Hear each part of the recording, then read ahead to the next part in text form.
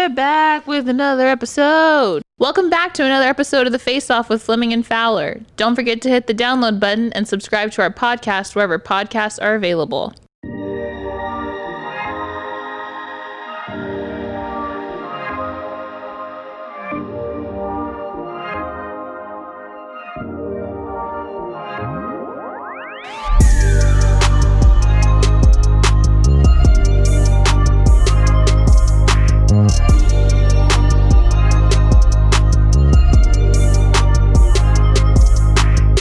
All right, ladies and gentlemen, welcome back to the Face Off. Ladies and gentlemen, this is Mambo number 5. Where's that from? You don't know Mambo number 5? Mamba, isn't that? Mambo number 5. No. Are you kidding me? I'm dead serious. No, we What is can't. that? We have to stop. What is that? Turn the mics off. This episode is over. Wait, what is that? We just started. How do you not know Mambo number 5? Is that a song? Yes. Okay, who sings the song? It's probably somebody white. I already know. No, it's not. Lou Bega. Who the hell is Lou Bega? Ladies and gentlemen, this is Mambo number 5.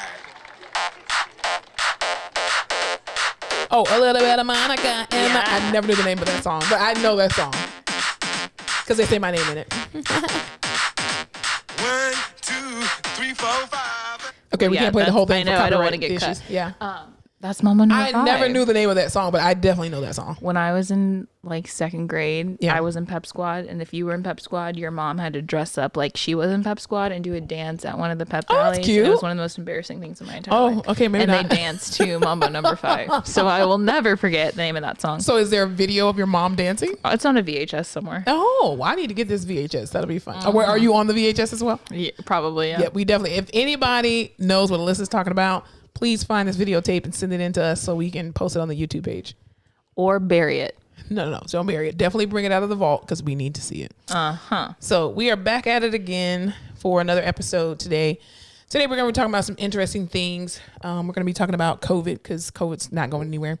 We're going to be talking about how COVID cases are increasing.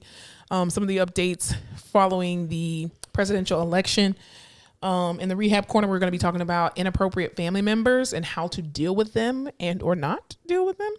And then we're going to be talking about some more great topics. Hopscotch. We're talking about hopscotch today, everybody. Right? How to play it, how to draw it. Exactly. So how was your week this week?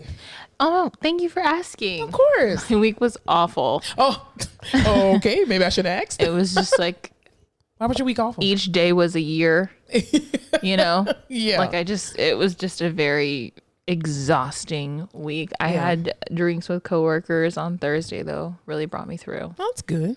It's good to have like a little mental break. Mental pauses are always great. Yeah. So it was just a long week, dude. Yeah. Like you know how there's days when you're at work and you're like, okay, I just need like things to go smooth, but like every little thing, like it wasn't like huge things that would go wrong, but it was just like a bunch of little things and you're like, why can't I get it together? Yeah. That was my week, but it's okay because that was last week and we're going to start this new week. That's very true. And I'm going to be positive and I'm going to try to cuss less and complain less and meditate more. That's a great resolution to have. Thank you very much. Yeah. Let you know how it goes. Yes, please do. Well, Starts tomorrow. I was gonna say, depending on if you're in acute this week, then I'll definitely know how it's going. So, you will know. You will Absolutely. know. Absolutely. How was your week? My week was, it was pretty interesting to say the least. I was in COVID this week. I feel like every episode I keep saying, "Oh, I was in COVID. I was in COVID. I'm fucking in COVID." I feel like I'm never not in COVID. Anyway, my back went out again. No way. Yeah. Listen, okay, so at our job, we cannot park on the campus. And so they have a separate parking lot for employees. And they basically have these shuttle drivers that will drive you from the parking lot to the actual building. And for some reason, these drivers drive these shuttle buses. I mean, talking about 15, 20 passenger buses as if it's a freaking Honda Civic. And my back was already just challenged just this week because of course I'm dealing with patients on ventilators and ECMO and blah, blah, blah. And they're just really heavy. And so by Friday, your back has just had it. Yeah. And so it was already tweaking, but I was like, okay, I just got to get through today and I'm fine. This mother decides to turn the corner I ain't gonna say what street. Drift. Oh my God, he turned the corner, and you know how you turn and there's no seatbelts on the thing. So you got to core. Right. It's core work and your quads. It's core, and it throws you. And as soon as he did that, I was like, God damn it, that was the end of my back. Damn. So why do you think I what? Well, I'm sketched out by my shuttle driver, but also because they drive crazy. They do, and I was just like, God dang it, you messed up my back. So of course I told my coworker again, who was with me, my shouts out to my wonderful coworker Cointha. I give her so much hell, but she is, I don't know what I would do without Cointha. I'm gonna be so sad when she leaves. But anyway, I told her, I was like, I'm gonna buy you a massage because I can't help you today. I just cannot help you. And then every like patient or nurse was just like, Monica, you're walking so funny. I'm like, yeah, no shit, you're Sherlock. Like, I know I am. Seriously. And I was just praying that a patient just dropped a Percocet on the floor so I could just take it and take it. I'd have been like, I got my back blown out last night and I just cannot walk. I wish that was the case, but that was definitely not. The bus driver messed it up just turning a freaking corner. Oh yeah, the bus driver messed it up, huh? Definitely not. No. Anyway, but yeah, but I did, as an incentive yesterday, I went and got an 80-minute massage from Collington. Wow. Oh my gosh. Shouts out to Collington at Oak Haven Massage. This episode is not sponsored by them. However, we're open to it. And Collington, I don't know if you're married. I hope you're not, because the way he felt me up, I was like, this man is in love with me. He just absolutely is in love with me. His hands are in love with me. And I was just like, at the end of this session, he's going to ask me out on the date. I just know he's going to ask me out on the date, because the way he was feeling on my body, I was just like, if you jump on me, sir, I'm not going to say no. I'm not. Wow. Yeah. It was just, it's like this man just knows every place that my body hurts. And I mean, he was getting in like the SI and lower lumbar and hips. And I was just like, oh, now she's talking dirty. Listen, I was just like, I wasn't turned on partially, but at the same time, I was just like, dude, I got to give you a tip. Do you still go to get your massages at like 8 p.m.? No, I went yesterday at like 1 because I was like, okay, I can just sleep in. She used to only go in the nighttime. I know. That's only because people book him so fast. So, yeah. Does he have big hands? That man is huge. He's like 6'5", 6'6". He has massive hands, like big, stocky. He's probably like 275, 6'5", black man. Pics or it didn't happen? Pics or it didn't happen? What do you mean? Pictures of him. Oh, I can't take a picture of him. He's not even like a... Just be like, hey, selfie. Find him on Facebook. He wears a mask. I don't even know what he looks like. I mean, like, without the mask. You know what I will say? I've been played a lot with this mask. I've been catfished a lot with these mask situations, especially in the hospital. If you're like mildly attractive in the hospital, I'm like, my eyes. And if you're over 5'7" in the hospital, my eyes, automatic target. If your badge says MD. And if you're wearing black scrubs, you're over 6'5", I cannot help but stare at you.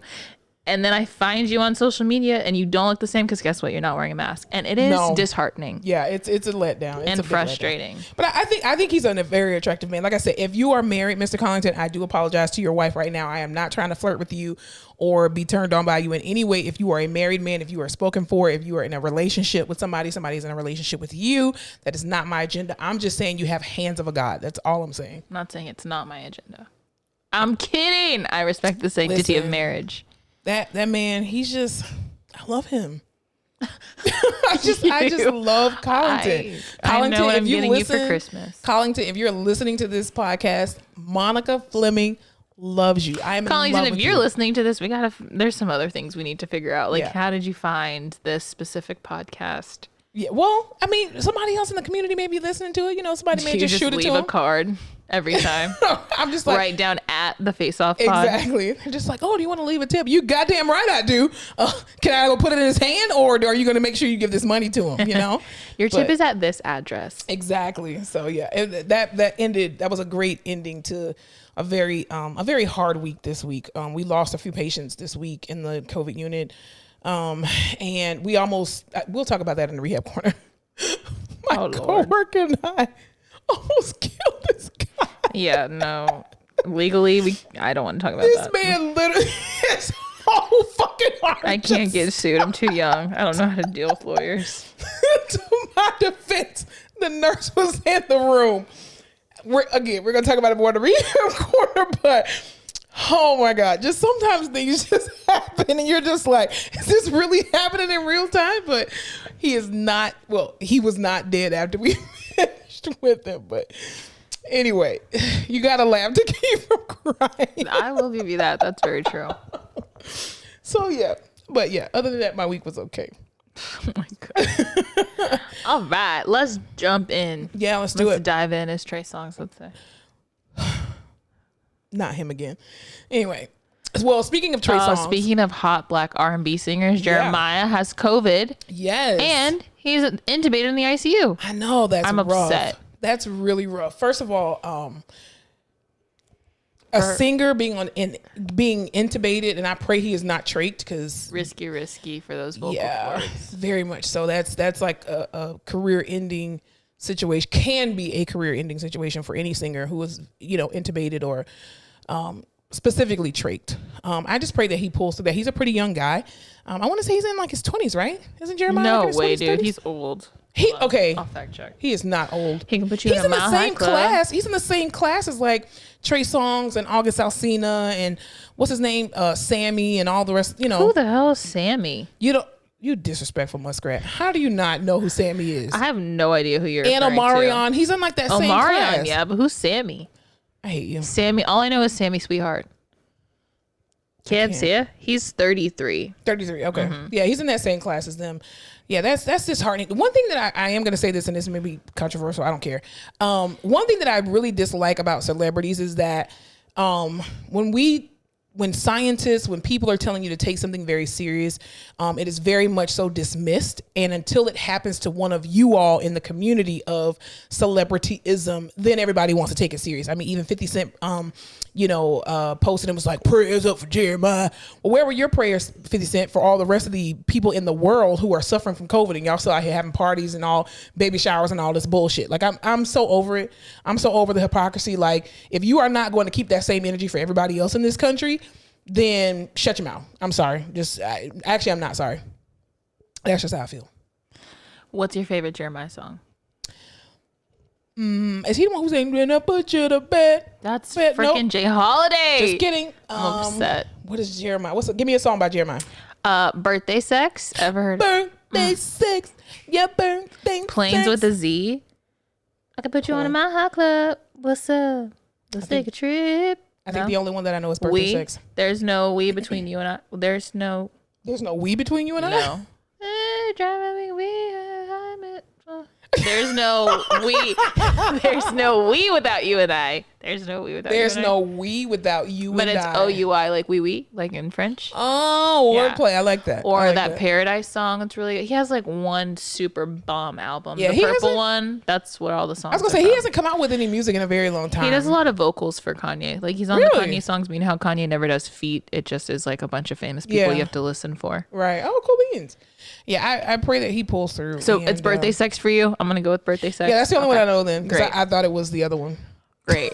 Bed is a great song. I'll give you that. Jay Holiday. Yeah. Definitely thought it was Jay Holiday. So speaking on the back of COVID, Ben Carson also tested positive for COVID. Yikes. And let's talk about this real quick. Ben Carson is positive for COVID, right? Correct.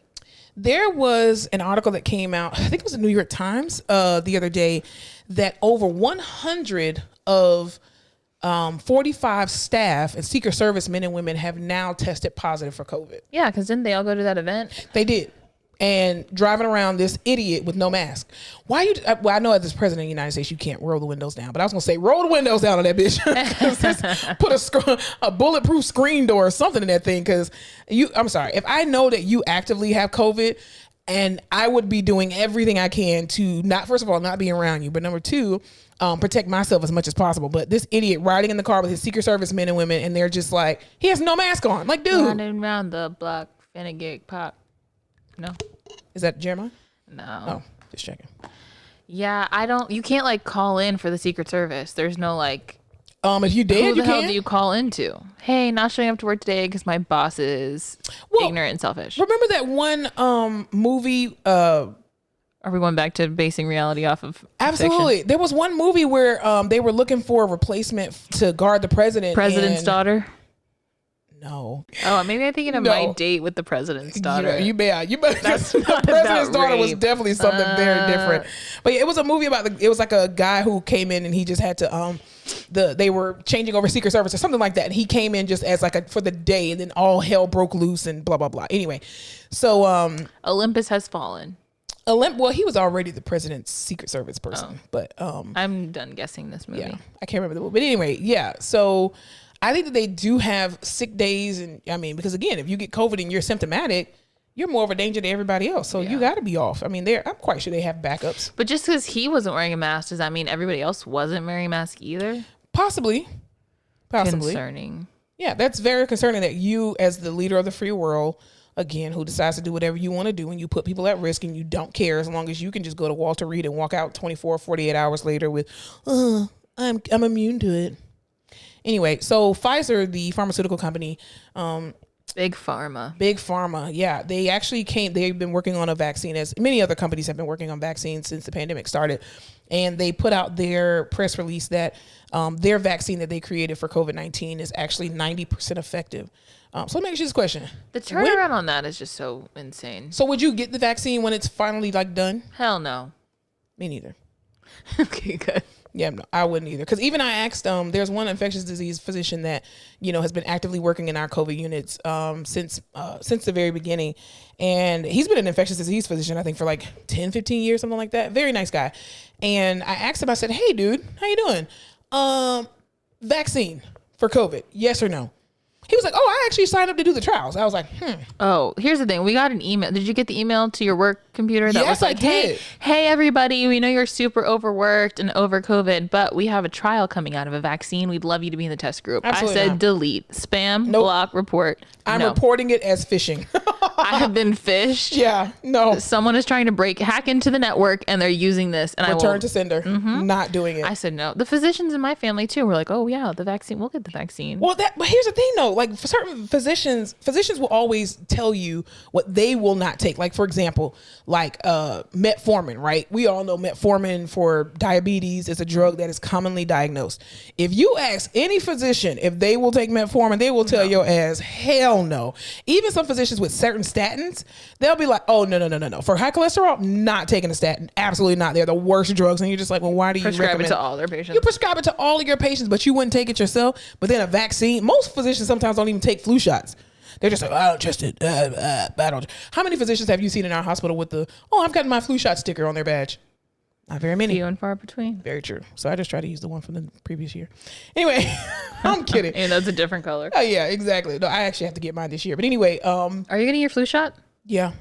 I don't want to get the flu shot either. I don't want to get it either, but because I am actively working with COVID patients and I work with ECMO and have seen what the flu does with patients on ECMO, especially last year was a really gruesome year.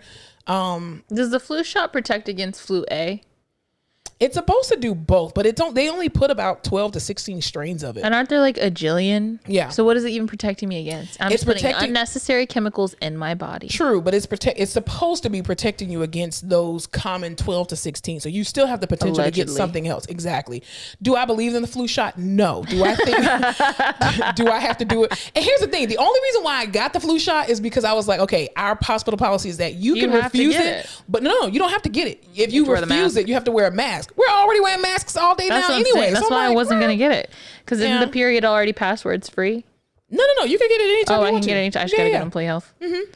Yeah, I figured I only got it because before you had to wear a mask if you didn't. And it was wearing mask was annoying. Yeah. But now we have to wear them all the time regardless. Anyway, exactly. So why am I going to get the flu shot? And it's not like I'm going to be around a bunch of people. Yeah, that's the only reason why I'm personally doing it is just because I am actively working with COVID patients and will be working with flu patients. Yeah, but do they have the flu?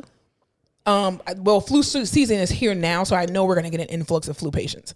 So that's the only reason why I would choose to get it. I know even my best friend one time asked me about, or her husband rather, asked me if what my opinion was on children getting it. I will never tell a parent what to do with their child. I think you should weigh the pros and cons of everything.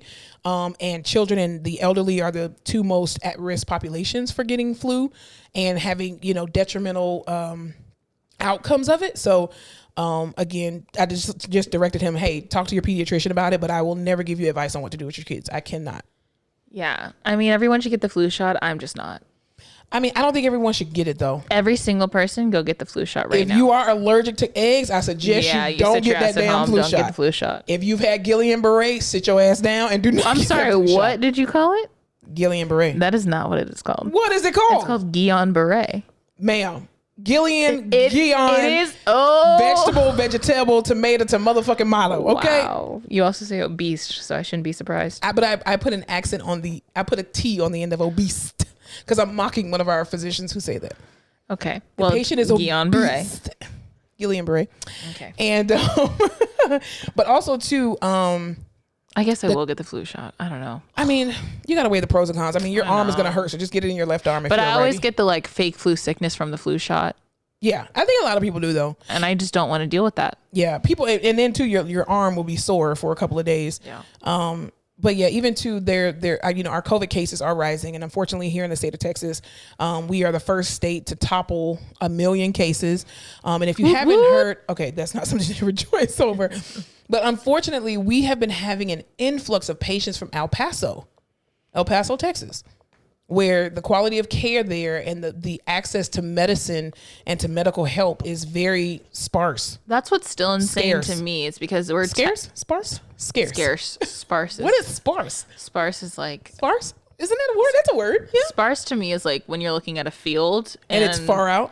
No, when there's like grass places and not other, like, oh, it's sparse. Oh, well, it can kind of be like healthcare is like that here and there. Anyway, it's scarce in El Paso. It's crazy to me because we get all these patients from like Brownsville, the Valley, El Paso. But I'm like, we're Texas. It's a big state.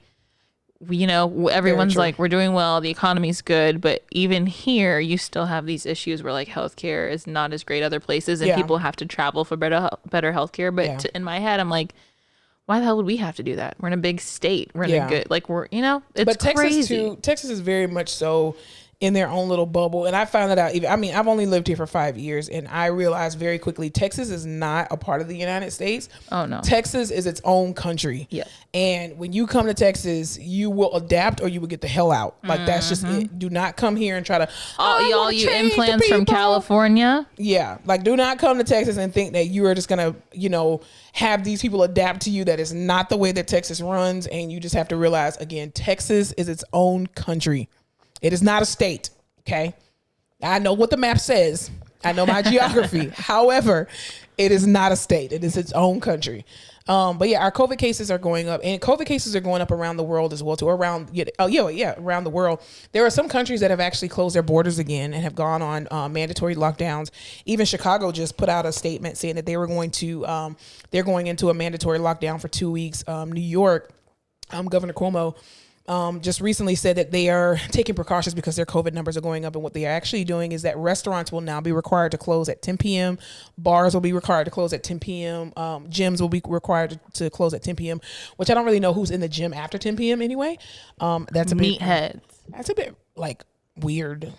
I don't think I've ever been at the gym past 10 p.m. Some people get off work super late because they go in late. Oh, that's true. Or some people have, I don't know, prior engagements. Yeah, or people go super early in the morning, like 4 or 5 o'clock in the morning. I used to go at 4. I can never work. I cannot work out before I go to work. I will be so tired. I've tried it before and it does not work. Dude, that was my favorite, working out early in the morning, because then guess what? You go home and then you're done for the whole day. See, if you give me like a 7, 8 o'clock or even a 9 o'clock workout, or just do it 7 or 8. 7 or 8, I'm good, because then I can come home, take a shower, and I will go right to sleep and just sleep the whole night. Wow. Yeah, but I can't do it early in the morning. Like I can't do that. But anyway, so are we about to return to you remember the golden age of quarantine? Like the first couple of weeks, let's say the first 3 weeks of true quarantine where everyone was staying home, everything was shut.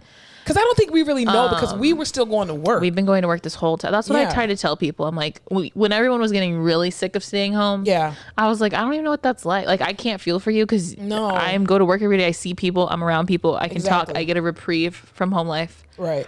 I don't know what it is to stay home during the pandemic. I don't know what that feels like. Schools didn't go back after spring break. So I want to say March, April is what I'm referring to when I'm thinking beginning of April. Okay. end of March, golden life of quarantine. That was like when TikTok was popping off. Everyone was like, holy shit, we actually don't have to go anywhere. We can stay home. Everyone was happy. Yeah. Trying out new recipes, ordering groceries and like those meal kits from restaurants. Yeah. I feel like we were really living it up. And then people realized they were fucking tired of staying home.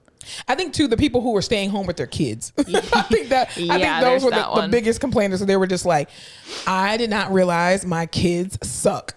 Because you're at work all day. By the time you come home, you only have about 3 to 5 hours worth of your kids, and then they go to sleep, and then you have them on the weekends. But it's just like, like a single parent, you get to go to your dad's, you get to go to your teachers for a little bit. And so I think it was a lot of parents who were just like, I did not realize my children were this awful. And parents having to like tutor/teach that's their rough. Kids when you're not like, you send them to school because you're not good at that. People who want to do that they homeschool. Listen, God, I'm so grateful that I do not have children right now. That's because what I'm saying. My kids would fail math. I would have hired a tutor. Like, I can do everything else, but and by math? hired a tutor, I mean all my friends who are teachers. I've been like, your ass is teaching, all right. Listen, math is not my strong suit. That is absolutely a weakness for me, and I am okay with that. Do I want to strengthen it? No, because I don't care. There are other people in this world who can do math. Now, I can do budgeting and finance and all that other kind of stuff, but you start adding these letters and numbers together, that is not the will of God for my life. These kids are going to be stupid. Oh, they absolutely are. You're going to be like, listen, 10 years from now, 20 years from now, when these kids are on interviews, you're going to be like, you were the quarantine kids, huh? Like the children of the corn. I had a full education from preschool to 12th grade. Okay. Well, yeah, I went to college and grad school too. Yeah. Hey, listen, I'm an educated bitch. Yeah. All right. Listen. I have multiple degrees. I never skipped a year of school. I'm classic example of the American education system. I cannot tell time. Why can't you tell time? I just can't. Like on an analog clock. Like I was gonna say, like analog. You can't tell clock. analog. Can't tell time. I mean, I can. It just takes me longer than it should. Because you always have everything digital. It's everyone in my class, literally all my best friends from first grade that I still talk to. We all have trouble telling time. And I'm like a normal person. So imagine these kids are going to be actually fucked up. Wait, did you learn how to write cursive? Yes, I can write cursive. Oh, okay. Okay. I wonder when the last generation. Well, my roommate's a teacher now, and she still teaches cursive. Really? But she works at a special school. Is it like charter? Yes. Oh, that's But my brother did not learn cursive. He also has dysgraphia and Erlandson's and all this stuff, so it wouldn't have worked anyway. But he can't read cursive. His class didn't learn it, and so we went to private. I went to private school. I learned it. He went to public school for that year, and he can't do cursive. I remember when they took it out of the curriculum, and my mom, she was born in the 40s, and she writes in nothing but cursive. But when I tell you, my mother has like the best cursive writing, dude. It's like an art form. Like, how those people on Pinterest, they'll write all these like fancy like wedding invitations and all that kind of stuff. Calligraphy. That's calligraphy. That's how my mom writes, and her handwriting is so beautiful. When she prints, it looks really weird. But her cursive is gorgeous. I wish I can write cursive like my mom. It's all like, so that generation has beautiful cursive. Yeah. Their kids are the ones who had to learn cursive and hated it and didn't want to do it. So then we, like the kids of those people are the ones that are fucked up because they're like, we're not going to teach you that. Because then you're just like, well, how do you learn to sign your name if you don't learn cursive? Like, that makes my brother doesn't have a signature. He's 18 and so we've had to put teach. X? Yeah, basically. Yeah. He's going to do his initials. Yeah. But it's wild. So I'm hoping we return to like that fun quarantine time where it was new and everyone was so ready for a break. When Tiger King was out, put another Tiger King out. Netflix was popping off. Everyone was happy doing all this shit. Like everything at Home Depot was sold out because everyone was doing a home project. Toilet tissue was nowhere to be found. Yeah, Paper I'm looking towels. I want to feel that again. Well, I just want to know what it feels like to be in my house for a month, still getting paid my same that would amount. Be so you know nice. what I mean? And not having to go to work. Exactly. Like that is a vacation to me. Or more. A lot of people got unemployment and were making more money. They really were. But dude, I mean, we haven't gotten to stay home. We have not had a break. We have not had a break yet since March. We have been in the thick of things, and I am a healthcare worker, and I am officially over it. Same. I'm over it. I don't want, listen, I said on the last podcast, I am sick of everybody sick. I am sick of everything dealing with medicine. I am just sick of people. I'm sick of people. Yeah. I'm sick of the business of service right now because I haven't had a break, but I will be getting a break. So for those of you just like, oh my God, Monica, you got to protect your mental health. Huh? You need a break. Taking that. Everyone's Trust saying, me, shut up. I will definitely be taking a break at the end of this year. I have a few weeks off and I may extend it. So if my supervisors are listening now, just know that you might get another email that says, hey, I'm going to need 20 more days off. Yeah, dude, I don't blame you. Wait, so are you team COVID gathering or no small COVID gathering? Because I'm seeing a lot of Facebook, Instagram, Twitter chatter. Mm-hmm. And a lot of people are like, I can't believe you're even thinking about gatherings, especially in Texas, especially in November, December. But I'm just like, people are going crazy. I think family gatherings are good. I just think in this season right now, you do not need to have more than 10 people. And I think people, like you said, people, I mean, the holiday time, the holiday time is a time of the year where our suicide rates go extremely high. Right. And so I think having that family time is definitely important, but you still need to be safe because this is how a lot of people are getting, COVID. We've had patients who have gotten COVID at their children's weddings, at their people's birthday parties, christenings, all kind of stuff, and it's just like, if you all can, like, let's say, like for example, you, your mom, your brother, your grandmother, grandfather, aunt and uncle, that's it. Mm-hmm. That should be the maximum amount of people. It shouldn't ever be a case where you're just like, oh, let me park in my garage so that way I can make room for the cars that are going to be parking all on the street. No, you should not be doing any of that. I mean, even flying to go see your family members, it should not be 25 and 30 of y'all in a house. I mean, that's just how we do it, in my family, because we have a very large family. My grandmother had 11 kids, so there are a ton of us. And usually we get together at one person's house and it's like 50 people. Yeah. And we have canceled our plans because Thanksgiving is our big holiday. And we were going to have it in South Florida this year. Just because my grandmother, again, she's 96 years old and can't really, it's too much traveling. But anyway, we were going to have a big gathering and we decided to just cancel it. And we're just like, hey, just have a gathering with your own little immediate family and call it a day. Yeah, that's how we are. We're doing small Thanksgiving this year. Yeah. Like how many people? I don't know. It'll probably be like 15 people. Yeah. But we're all shutting it down. I'm just worried about my grandparents. Yeah. Because I don't think a lot of us are going to work or school, but like we have a bunch of people working in healthcare. Mm-hmm. So they're already infected, so it's fine. That's what I'm saying. And I'm like, we've already been around my aunt. She's fine. I know she's fine. But we're all just trying to 2 weeks before, stay low, go get tested, head there. They live in a small town, so we're all just going to they live basically on some land, so we'll be in that house, not going anywhere, and then come back.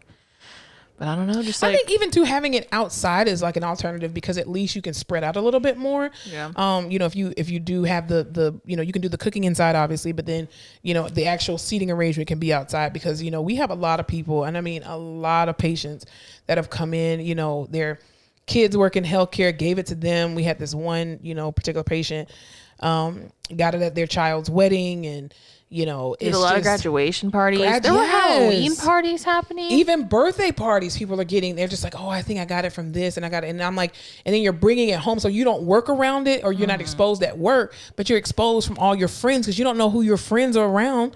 So I think definitely parties of less than 10, which is the recommended amount of people to safely have a gathering should definitely be the thing. I think I'm trying to have that rapid test van pull on up. We'll just line up, get that shit done, and we'll keep going. Rapid test van. There was a van on Criminal Minds that was doing for donating blood and he was killing people. Anyway, just be careful with those vans. Do you remember that? Yeah. I will be careful. I told you we were driving on St. Mary Street. We went to eat or something. Mm-hmm. And outside of this, it was a bar. Now it's a bar restaurant more because you have to serve food. They had a freaking rapid test van parked outside. I wouldn't trust it. Episode of Criminal Minds, I was my just dear. Like, wow. Should I open a rapid test center? And then kill people or what? Maybe. We could be making some money though. I mean, but can you make money on rapid tests? Because I thought from insurance. Wasn't it supposed to be free though? From insurance. Oh, well. Right? Because your insurance pays for it? Yeah, I guess because we get it for free. We get it for free? I don't know. I haven't got it.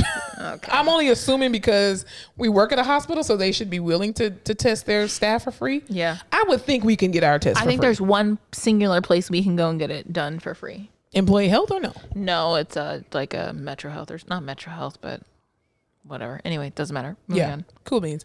All right, so we're going to just talk about this very, very quickly. So for those, again, who've been living under a rock, we just had our presidential election, and Joe Biden and Kamala Harris are the president and vice president elect.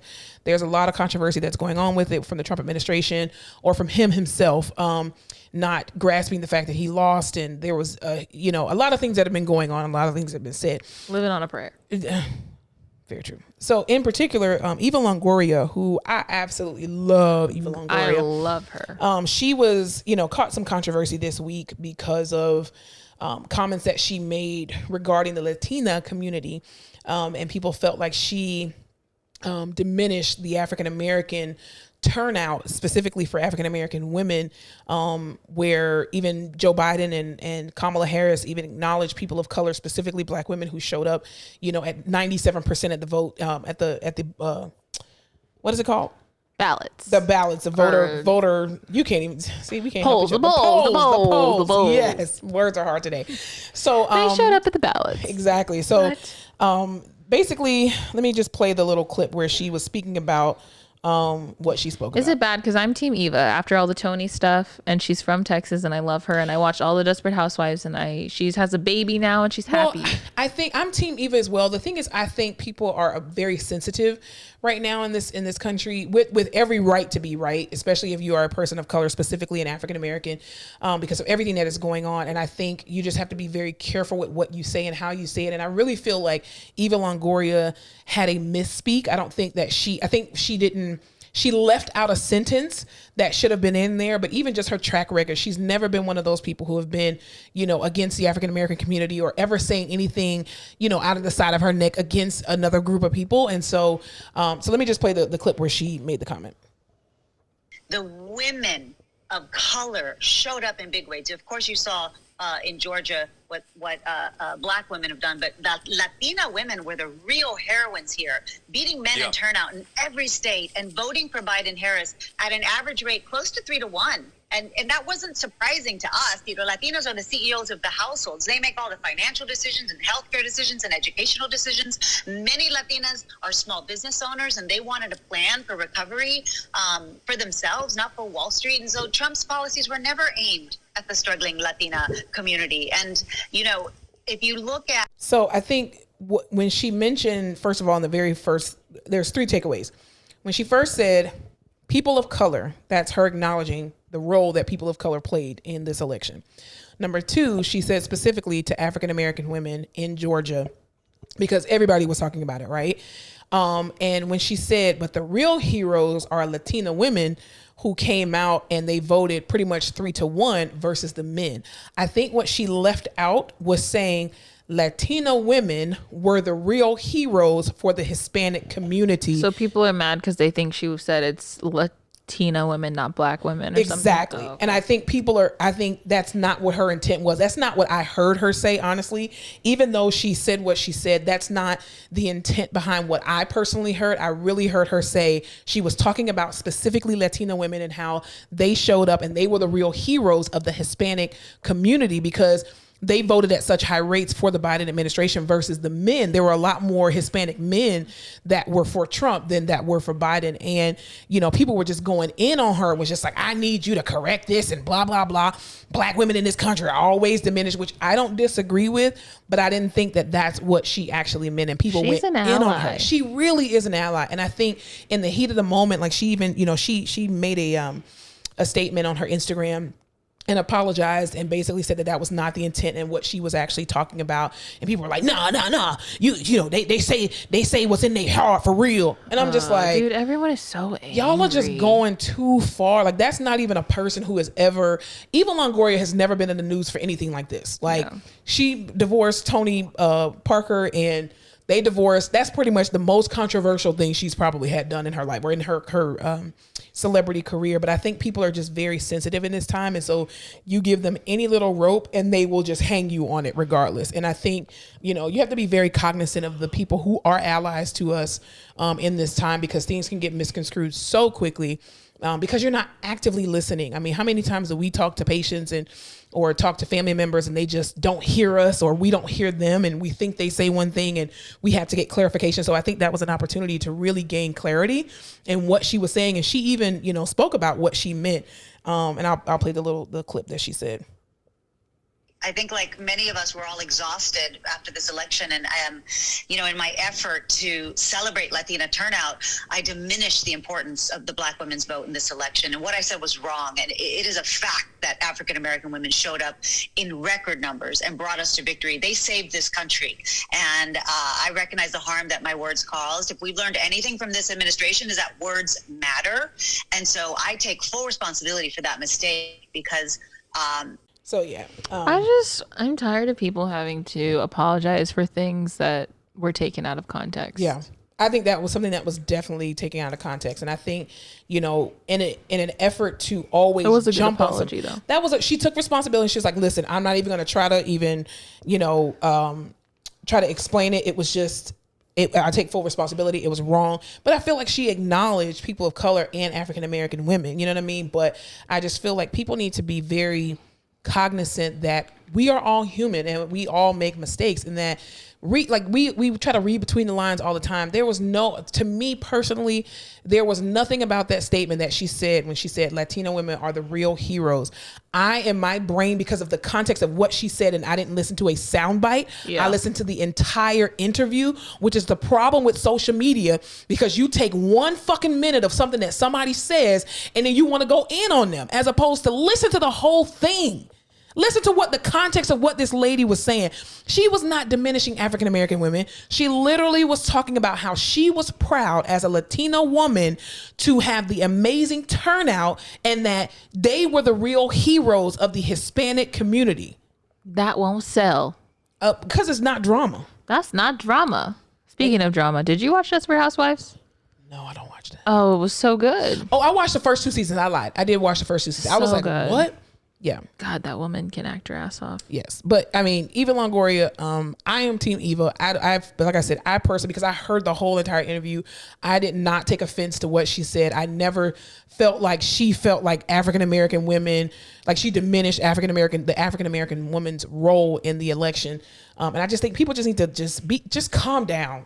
Everybody is just on 10 right now, and everybody just needs to take a pause. You know what it sounds like we need? What? A couple weeks of quarantine. Can we get that for healthcare workers though? No. I'm in the wrong profession. I know who people are still gonna get mobilized. People are still gonna do dumb shit. I have an MBA and I'm ready to use it. That's all I'm saying. Yeah, I'm ready to use my MBA. I'm over healthcare. I don't, but I will be showing up and reporting for duty as long as they will pay me to do it. I'm gonna show up because my mortgage is due, but I've already paid Wise choice. Right, because I have a mortgage, so that's the only reason why I'm showing up is because I have a mortgage. But yeah, fuck me, right? You don't like showing up to work and working with me? I mean, you're cool and everything, but you're not enough to sustain my happiness and my mental health. So yet, never will. I haven't given you all I got. You don't have a penis, so no. That is very true. Great point. But calling to death. I'm kidding. And back to the masseuse. Is he a masseuse? He's a massage therapist. Do not call him a masseuse. Excuse the fuck out of me. You don't talk about Mike Collington like that. Listen, I apologize. Collington, like I said, if you're married, I do apologize. Please ignore everything I said. Mrs. Collington, please ignore everything I've said about your husband. He just has amazing hands. That's all I'm saying. I'm not trying to get with him. I'm just saying he has great hands. Anyway, we're moving on.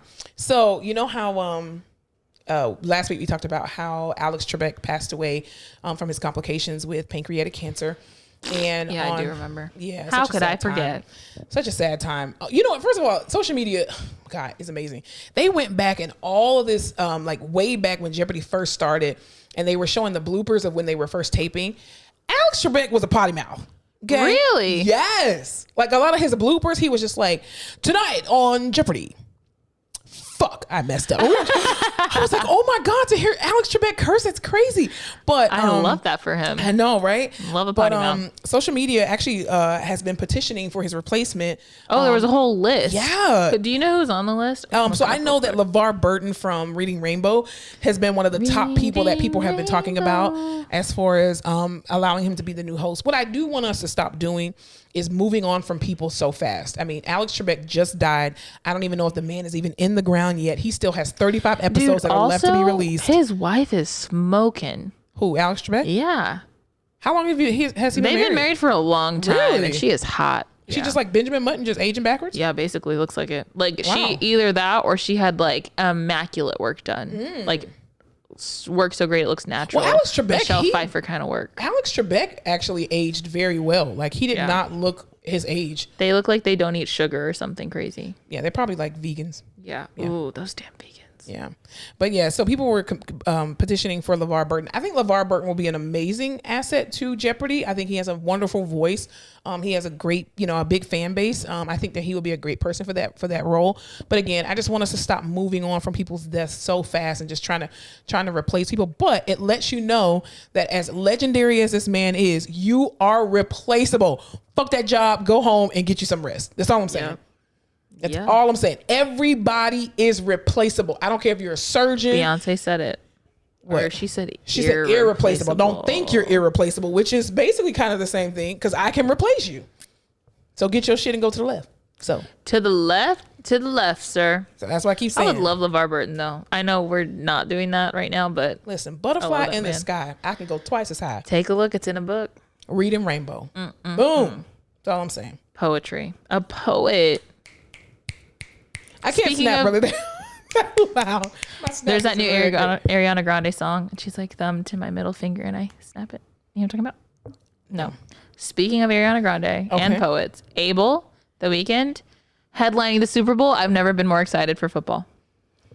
Unpopular opinion. That's a popular opinion. No. My unpopular opinion is that I don't see what the hype is about The Weeknd. Are you kidding? I just don't see what the hype is about. Sad boy, coke addict music. You don't like that? No, it's depressing. I don't want to be. I'm already depressed at work. Depressing to a beat. He makes bops. Ma'am, I see depression every day at work with the many people that are dying at my job. His is like coke fueled Molly rolling depression. Ours is like blood ICU actual depression. Do you know how many patients are on narcotics? That's coke as well. That's very true. But they're withdrawing. He's still riding the wave. You don't like The Weeknd? I don't. I'm not a fan of his. I think he makes okay music, like when he first came out, but I don't think he's worth all the hype. Even like when he won a bunch of Grammys, I was just like, I don't get it. Remember the girl Lorde? The girl Lorde, yeah. I saw her at ACL one year. Literally walk in front of me. Yeah, she was. No, that's was that Nelly Furtado? Oh, I fly like paper, get high like planes. That's not Lorde. That's Nelly Furtado. That's not Nelly Furtado either. What the fuck are you talking about? It's MIA. That's right. Wait, what did Lorde sing? Lorde sings Royals. Yeah, like everybody was going crazy over this girl, and where is she now? She's still making music. She's in quarantine. She's not making any music. You can make music in quarantine. I don't know. Like, I guess because I'm not a fan of his. You're not young. Shut up. I am young. I'm not a fan of his. I don't feel like he's an artist that like transcends generations. Like, when you have a person like Shakira and Jennifer Lopez, you can have 3 different generations of people who know who these 2 artists are, right? You can have Jay-Z or Beyonce. Everyone knows Starboy. Who is Starboy? Motherfucking Starboy. Who is Starboy? Is that one of his songs? Yeah. Seriously? Oh my god, no, dude, you're so. I just feel like he did a great job as the Nutty Professor for Halloween, but that's about maybe he'll bring that back for the Super Bowl. Maybe. I hope he brings some features with him because I don't know what he's gonna do. Even what was his name? Who Beyonce ended up performing with him? 24 Karat Gold. Martin. No, Bruno Mars. Bruno Mars, amazing entertainer, right? Oh yeah, he is great. But he dances. Does The Weeknd dance? Not a dancer, but he did just come out with a Spanish remix with Maluma, so maybe he'll bring that out. Reaching out to the Latin crowd. Why couldn't Cardi B be on the docket? Like Cardi B, and then she could bring out like Meg Thee Stallion. That would have been good. Bad Bunny, some other people. You know what I mean? That would have been really good. Like Super Bowl, but I don't think she would do. I just didn't get to go to the Weeknd concert because it's canceled a la COVID. Oh. So this is my fix. Interesting. Man, you don't like the Weeknd, really? He's great. I don't see what the hype is about. You should give him a try. Maybe it's because you're not sad, depressed, and like drugs. I'm not either, but I mean, I took some leave today. Let me tell you what I did. There you go. Hey, she's popping. So maybe you will like it. I'll send you a playlist. When it comes to drugs, please read your directions. I'm gonna tell y'all what I did. My back was hurting, and so I took some leave. Right. I'm just like used to like popping ibuprofen if I need it, and I'll just do like 1,000 milligrams in one sitting. But I will not have to take it for months at a time. Right. So it's a one-time dosage. So you shock your liver that once. Exactly. And then you let it ride. So I just in my brain was like, oh, Aleve, it works the same way. They're 220 milligrams, right? So I'll just take like 4. It's fine. No, your your liver will shut down. Right. So then I read the directions last night after doing that, and it literally said, do not take more than 2 of these in a 24-hour period. I was like, shit. You're going to die. I need to drink some water. I told you how my mom used to give me Dimetapp when I was little, right? Yeah. To go to sleep. Dimetapp is great. The purple kind, though? The purple kind. Purple kind? The Yes. purple kind. Okay. Cool. So we were all out somewhere the other day, and my roommate got stung by a bee. Oh, gosh. And my mom was like, you need Benadryl. So she runs to the gas station and gets her some children's liquid Benadryl. And I'm reading the directions, and it literally says, do not use this to make a child drowsy. And I was like, hey, Mom, you're not supposed to use this to make your kids fucking sleepy. Read the directions. Yeah, parents know exactly what they're doing. That's why they have these melatonin. I don't even remember melatonin gummies. That we never had that in the 80s. No. Your mom just put cereal in your bottle. Chloroform in a towel. And exactly. Well, it works, but don't give kids drugs. All right, let's shoot on over to the rehab corner. Oh, okay. Yeah. Wait, before we get there. Yeah. I need an opinion on. Tell me how to get to the rehab corner. Do you remember that jingle? Sesame Street. Yeah, I just tried to make. I do remember that. Ahead, I need to know how you feel on a couple of things. Okay, go ahead. Jordan Woods and Karl Anthony Towns. I think they're a cute couple. I do too. He's so damn tall. I'm just glad she's happy and 6'11". Climb him like a tree, friend. I mean, 6'11". Listen, I need to make a shirt. The altitude is different up there. Climb him like a tree, friend. I love that phrase. That's gonna be the title of this. I mean, god damn. This podcast. Yeah, I like them. I think they're cute. I think they're a cute couple. They're cute as hell. Yeah. That's just the height difference. He's man. definitely cuter than She's Christian. doing really well after she dropped the Dash fam. Yes, I think people do way better when they get away from that cursed family. But anyway, Tell the Black Twins that. Yeah. And the Meg Thee Stallion album's coming out. I am excited. I'm excited because she's been putting out all these damn hits, and I'm like, yo, all of them. Every single song goes to number 1. Jay-Z and Beyonce now? What do you mean? As far as her label? Yeah. No, I think Karl still has some kind of ties to her contract. Just like a man. I know. But that's what you know what. But here's the thing on the flip side of it in the music industry. I'm not a person who's in the music industry, so this is just me going off the top of my head. The reality is that you take a risk on a new artist and you don't know if they're going to blow up. You can be amazing locally, but we don't know how you're going to transcend audiences, right? And so I am not going to offer you $20 million when nobody don't know who the hell you are. Now, did they give her a shitty 360 deal? Absolutely, which means the money just come right back to them. But at the same time, isn't that a protection for the business? Now, I do agree that they should have, after she got popping and she started moving more money, y'all need to renegotiate her contract because she's worth that. This girl has now brought notoriety to your label, and you do owe her that. But I do get it why people give 360 deals. It's because it makes sense. That's just like, you buy a car. And your contract, buy a car. I'm just saying your contract is, as long as you're making the payments on this car, we'll let you have the car until you pay it off, right? Same thing with a record deal. You are going to get these incentives as long as you can produce X, Y, and Z, i.e. a car payment, i.e. ticket sales, numbers, blah, blah, blah. And then eventually, once you get to a certain level, now you can fly by yourself. This is now your asset or your liability because car is really a liability because it depreciates. Anyway, but yeah, I get it from both sides. Didn't mean to go into that tangent, but I did. Yeah. So yeah, I'm ready for her album to come out. Me too. I need something new, Yeah. And I want Cardi B to come out with a new album. She'd hurry up. Yeah, but I need like Bodak Yellow vibes. Yes, I do too. Like, I want a banger. Well, I feel like with WAP, she set the tone for it, though. WAP.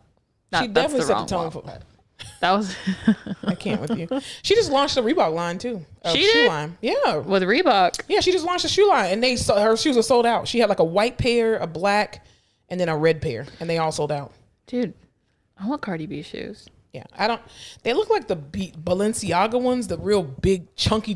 Oh, the new dad sneakers. Yeah, they look like that. But I like the red ones. They're cute. But they sold out so fast. Anyway, sorry, go ahead. That's all I got. Those are all my questions for you. Oh, that was okay. All right, well, let's go to the rehab corner. Let's go to the rehab corner. Woohoo. Okay, so today's topic in the rehab corner, we were going to be talking about inappropriate family members. Yeah. Can I tell you what happened to me this week? Absolutely. Okay. You're starting this off. Yeah, so we've been working with the patient, me and one of the other OTs, right? We kind of switch back and forth, and he's just this old dude, and he's been doing the same things he's been doing. He's an old dude. He's 92. Oh, cutie. Is he a cutie at least? Or he's like an annoying 92-year-old. He's cute. That means no. I'm in the middle. I'm the jury's still out. He's very nice and cute, and like he loves karaoke and singing Pretty Woman, but he has some issues, and he's very tired all the time, and he kind of yells because he can't hear. He's 92. Yeah, I know. I'd be tired. I understand the issues that he's 92, but when you're trying to get 100 or when you're trying to get 90 minutes out of someone, you're like, I don't have time for you to be 92 right now. Like, come on, dude. We got shit to do. I don't have time for you to act your age, sir. I'm like, can you just get it together, sir? So he's just very tired. We can't figure out why he's so tired all the time, but you feel bad. You're not trying to push him. He's 92. Yeah. It's just been all this stuff, right? So we finally get one good day of therapy out of him. Like, we did take a lot of breaks, but he went outside with PT. He was working with OT. Yeah. Great day. We're charting in the afternoon, and one of the therapists walks in with this strange man in camouflage. That should have been my first fucking clue. That we've never seen before. Right. And he's like, well, I've heard you've been working with my dad, and we need to go talk to him right now, give him a swift kick in the rear because da-da. And we're just like, what the fuck is going on? And I look at the other therapist and I'm like, did you? Because he's like, I've been getting calls that he's not doing anything, and that's just not like him. And he's usually up and da-da-da-da. And he's pretending. Because this man, literally, you'll just hear screams from his room. He's like, help, help, help. Oh, and you go in there and he's like, I can't get my jacket off. It's hot in here. Like that kind of shit. So everyone's just like, oh, God damn it, dude. So I'm looking at... That's a reason to scream. I agree with the 92-year-old on that one. I'm like, hey, there's no emergency. Use your call light. As he's like holding the fucking call light in his hand. Help! Help! Oh, God. So I'm looking at her and I'm like, hey, did you call? Why? What's going on? She's like, I didn't say anything. I don't know. And I was like, did he work with you today? She's like, yeah, we had a great day. So we go in there. This man is, first of all, I left him in the chair and I said, do you want to stay in the chair? He's like, yeah, I want to stay in the chair. I'm going to eat dinner, right? You don't want him to get in the bed because it's all over. Yeah. Tell me why I go in and this man is cozied up in his bed, lights off, asleep. I said, I left you 30 minutes ago. What the hell happened? So we go in, the family member, the son, like barges into the room and he's like, Dad, I've been getting calls that you're not participating, and if we're all out here working and trying to get the house ready for you, and you don't even want to get up, and you're just gonna have to work, and blah blah blah blah, and why aren't you eating your prunes, and da, da, da, and we're, because he's always complaining about how he's constipated, he doesn't want to get constipated, and he wants his laxatives, all this shit. And he's like, this poor fucking old man just looks at me and the other therapist and he goes, who told him that? Aww. Did y'all call him? And we're both like, oh my God. Like, just trying to be like, no, we don't know what the fuck is going on. And it's just like, I don't know. So I guess his caretaker was there and she had called and just said, I don't know if he's doing much with therapy because I don't know, he's falling the fuck asleep all the time because he's 92 and shouldn't be doing aggressive therapy. And it was so awkward and I felt so bad. And I'm just like, if my son came into my room and fucking yelled at me, I'd say, get the fuck out. Yeah, you're out of my will. And that's it. I don't know. I felt so bad, but I was also like, this is not, I should not be involved in this. Yeah, this is a family dynamic that has nothing to do with me. So, not my monkeys, not my circus. Like the good therapist I am, I slowly started backing out of the room. You did the Homer Simpson into the bushes? Because at one point, they started asking about something. He has gout, which he calls grout. Oh, so cute guy. Is it? He always complains about it. But he's asking about something like a steroid shot that he didn't want to get because he was supposed to, it gives you cataracts, but he already had cataracts and whatever the shit. So they started talking about it because he's like, I can't do all this therapy because my hand hurts. And I'm like, oh, great. Let me go talk to the doctor about that. So I totally left the other therapist in there because I was like, I don't know what the fuck is going on. You're a horrible coworker. I do that all the time. I'm horrible in confrontation, especially when it has nothing to do with me. I was like, I didn't call you. I don't know why you're yelling at your old ass dad who's here. Seriously. Debilitated as fuck. He is participating. He's just old as shit. I'm about to call APS because the way you yelling at him. Because like, if you can do that in front of me, who knows what you do to him at home? You're in work boots, cargo shorts, and camo, so I already don't trust that shit. Yeah. Well, this is Texas, so. That's true. Yeehaw. But it was just, and then, I don't know, the way he was just like, yeah, y'all come in here with me right now. We're going to have a talk with him.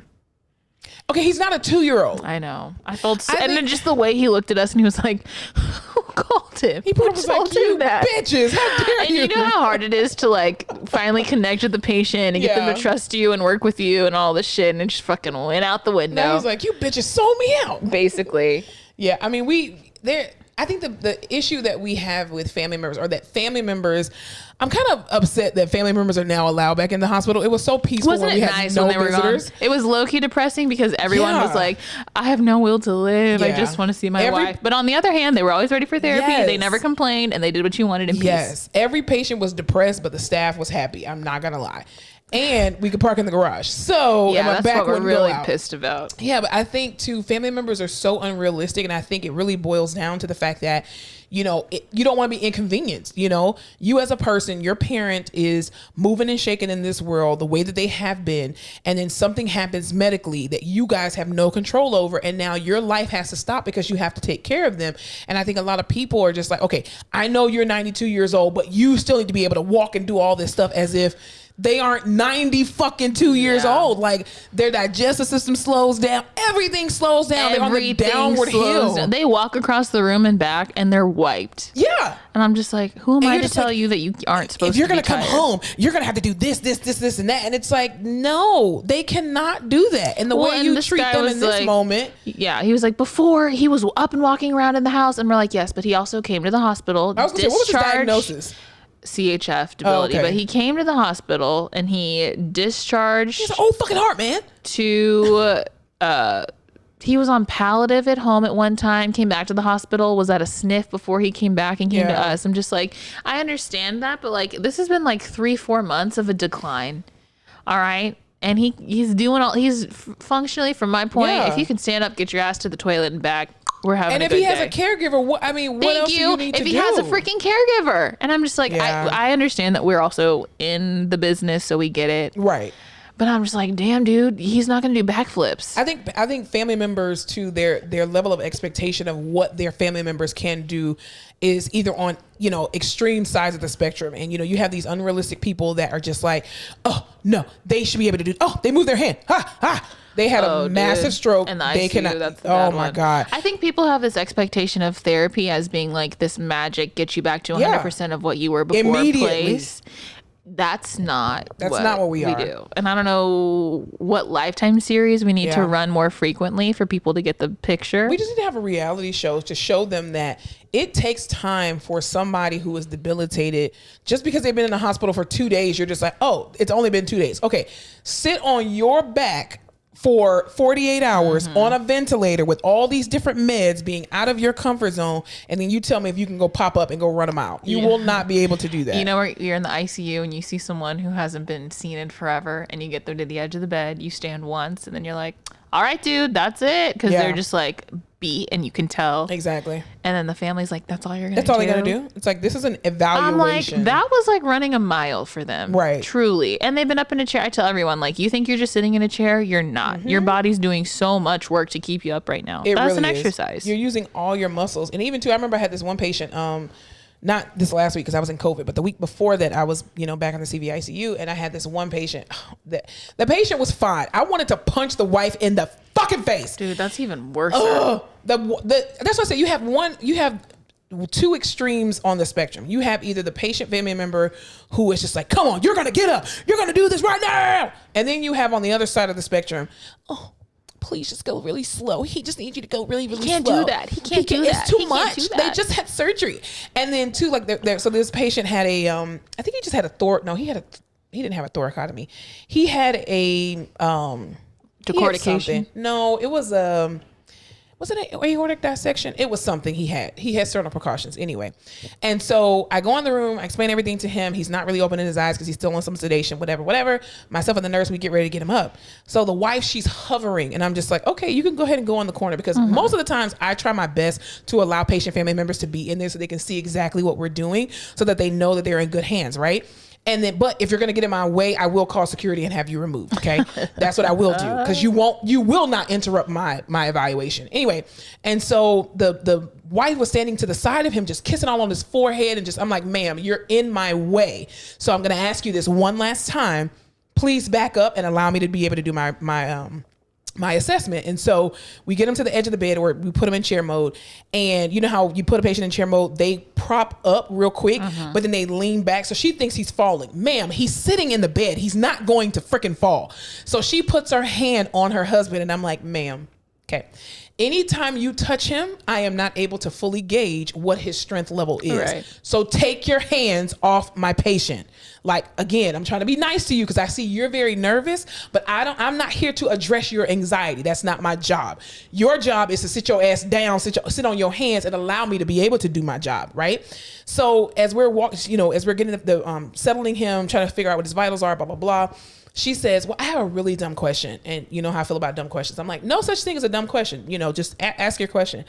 Well, is it normal for you guys to come in this early after surgery? I mean, he just had it yesterday. That's my favorite question. You're like, you should have, I so bad always want to be like, oh shit, are you kidding? I thought, oh my God. He had surgery? What do you mean? Oh, I didn't read that. He just had surgery yet. Oh no. We usually do it 3 or 4 days later. You're telling me he had surgery yesterday? I'm sorry. I should not have gotten him up. Please don't tell the nurse. Even after the doctor. And so I said, this is very normal. I said, all he's had is just I think he had a cabbage times like 1. And so I'm like, okay. And open heart surgery is not a simple thing. I know it's just, but it's just the fact that you have patients who have open heart transplants, and we see them 24 hours after they're transplanted. Like, hey, your heart to the chair. Your chest isn't closed. Nah, it's fine. Yeah, put him in the chair. Just put a little, heart pillow there, and we can just walk you over to the chair. Don't cough. And so I said, I reassured her. I said, well, listen, the surgeon himself actually put his orders in, and the orders, I said, we can even get them up as quickly as 6 hours after surgery. Once they're, extubated off the vent. Once that shit is closed. Pretty much we get them up. And so the whole time she's just like hovering over the guy. And I'm just like, me and the nurse are looking at each other like, and we're just giving each other eyes like, oh my God. And I'm like, I'm so sorry, ma'am. You got to deal with this patient's wife for the next 12 hours. And I do not. But she was just like, well, let me do this and let me do that. And da-da-da-da-da. Can you just go slower? Ma'am, I cannot control the speed of this goddamn bed, okay? He just needs you to go slow. And I said, well, he has not verbalized that to me. And if he has not verbalized that to me, I am not taking into account your anxiety, because your anxiety is none of my goddamn business, okay? Take your anxiety ass, your anxious ass, and go in the corner like I told you to do in the first place. Yeah, go grab a coffee. And he's just in so much pain. Ma'am, he's snowed right now. Okay. He still got, anesthesia from the surgery. The man can't even open his eyes. He is not in pain. And if he cannot verbalize that to me, none of my business. That's what I'm saying. None of my business. But yeah, no. On one hand, I'm very thankful that visitors are back in, just because I know for the patients it's been a blessing. Like you should never be in the hospital alone by yourself. That's true. Like you just don't, you're in and out of it, you're stressed, you're anxious, there's a lot going on, you need someone else there to kind of help you to remember things and to be there to calm all of that shit. On the other hand, family members in the room, not a favorite but of mine. You know who I hate though the most with the family members? It's the people who are the CNAs and they're just like, I'm a nurse, so I know this stuff. Oh, the one who went to you went to a CPR class and you're just like, class. Oh, I'm a surgeon. Like, what the hell? Oh, I'm a doctor. This is the great one, because I used to throw this one around. I'm a doctor. Well, what do you do? Oh, I'm an anesthesiologist. Get out of my face. Get out of my face. My favorite is, I love when they're like, I'm a physical therapist, I'm an occupational therapist. And I'm like, thank God, perfect. I'm so excited because I'm like, you understand why I'm getting them up and why I'm here, and you can be there to help them, and I don't have to do much. And then I'll be like, they interject in everything you're doing and double check shit. And I'm like, oh, okay, what kind of setting were you in? And they're like, peds. And I'm like, not like, have you ever worked in an ICU before?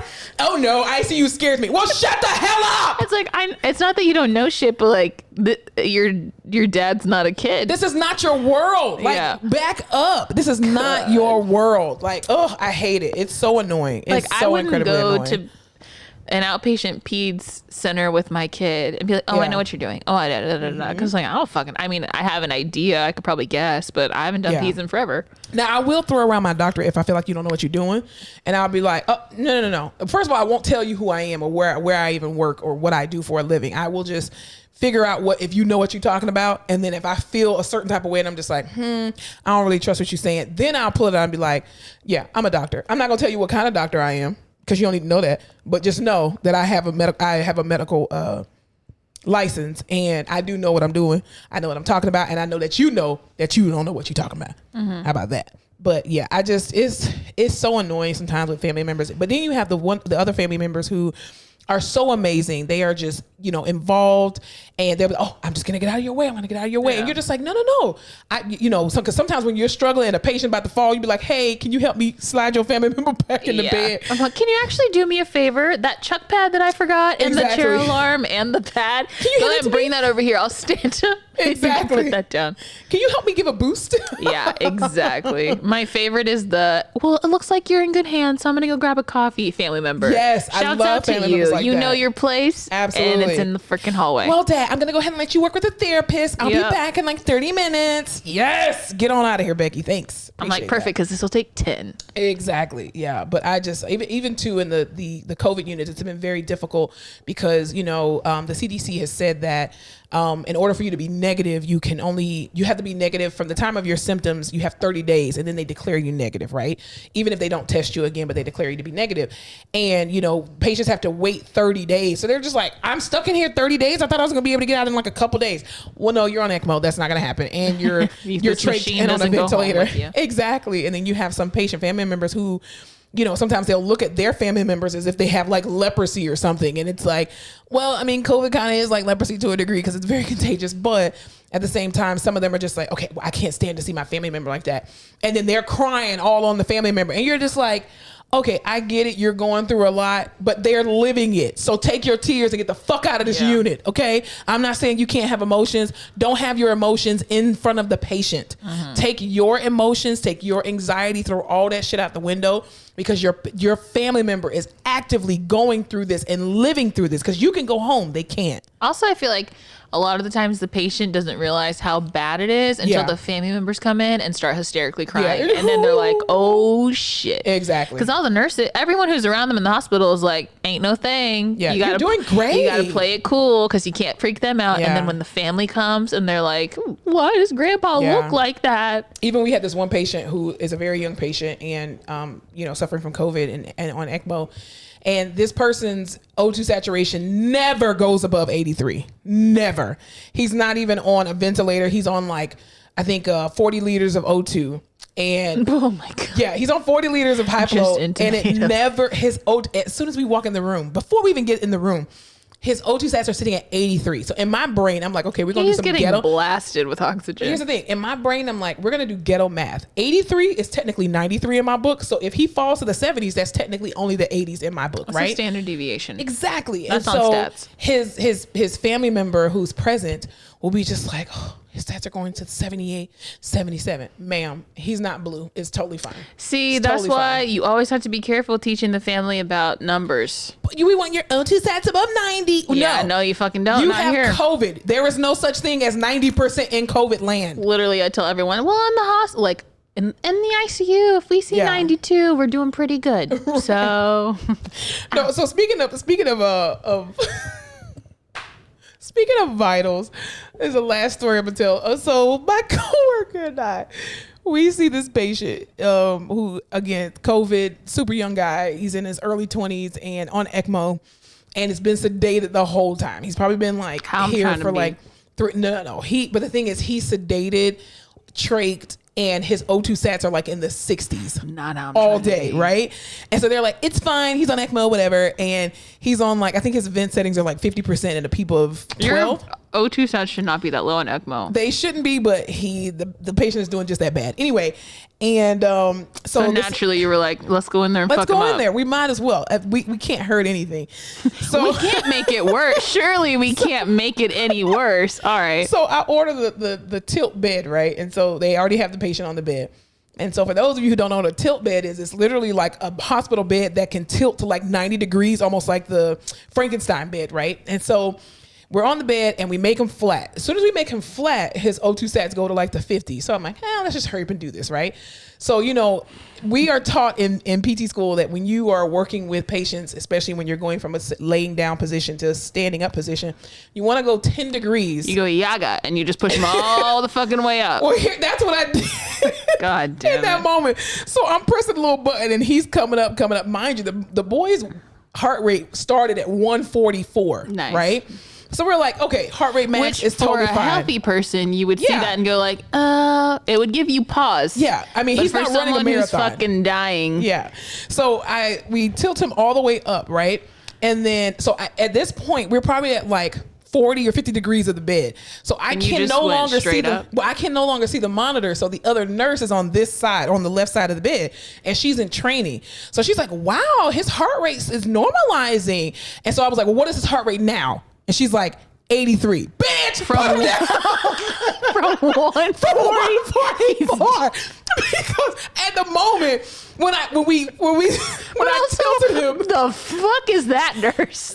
She was, listen, I think she was a traveler or something. Because when I tilted him, like he was breathing, like he had that very like agonal breathing or whatever. And so when I tilted him, like all of a sudden his breathing stopped. That's not funny. It's not funny at all. But in the moment, so mind you, my coworker's there. There are 2 nurses in the room. One of them is the ECMO specialist. And so we're just like, we don't notice it at first. So as soon as I noticed it, it took me like 2 or 3 seconds. And I'm like, what is his heart rate? And she's like, 83. And I was like, bitch, CPR button, back down, back down, back down, back down, back down, back down. And as soon as we laid him flat, his heart rate came right back up to 144. And that's why if you're in the hospital and therapy comes to see you, you say no. Listen, at the minute we were all just sitting there like, his fucking heart just stopped. You cannot tell me that he just didn't stop breathing. He just fucking stopped breathing. Like he literally stopped breathing on a vent. So, well, bitch, you took all the blood. It went down to his feet. We literally only went to like 40 degrees and he could not. But we put him in chair mode the other day, but it was because he was standing in the actual frame. And it was not hilarious in the moment. But afterward, after we were thinking about it, we were just like, and the nurse was so calm. She was like, oh, wow, this thing really works wonders. And we're like, ma'am, that's not supposed to drop that fast. No. Like that's a danger. Just because it's now normal doesn't mean it's his normal. Exactly. When his heart rate's been 144 the whole time. And then that same day prior to that happening, I should have known it was going to happen anyway. Well, actually we saw him afterwards. So after that happened, we went to go see the other younger guy and who's on COVID and ECMO. And we put him in chair mode because we're trying to get him to the chair. So we put the bed in chair mode.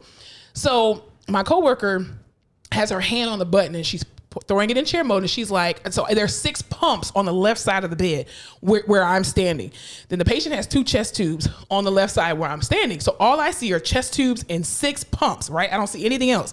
So she's pressing the button and she says, is something pulling on the bed? And I'm like, no. The pumps are clear. The chest tubes are clear from the bed. She presses that button. All of a sudden, she tears out the whole fucking sink from the wall. How do you?